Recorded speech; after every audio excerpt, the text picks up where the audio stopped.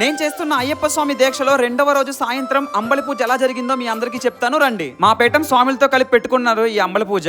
చూసారా అంబలి పూజ కోసం స్టేజ్ ని ఎంత బాగా డెకరేట్ చేశారో. ఇంకా నేను కూడా ఫుల్ ఎక్సైట్మెంట్ తో తొందరగా వచ్చి పూజలో కూర్చుని పోయాను. సో ఫస్ట్ అయితే స్వామివారి భజనలతో స్టార్ట్ చేశారు. ఇక్కడ చూడండి స్వామివారిని అభిషేకానికి రెడీ చేస్తున్నారు. స్వామివారు అభిషేక ప్రియుడు కాబట్టి స్వామివారికి తేనె, పాలు, పెరుగు ఇలా చాలా వాటితో స్వామివారికి అభిషేకం అయితే చేస్తున్నారు. అక్కడ మైక్ పట్టుకొని పాడుతున్నారు కదా, అతనే మా గురుస్వామి. స్వామివారి అభిషేకాన్ని చూస్తూ గురుస్వామి పాడుతున్న పాటలు వింటుంటే నిజంగా నాకైతే గూస్ బంప్స్ వచ్చాయి. చిన్న ఒరిజినల్ క్లిప్ పెడతాను చూడండి.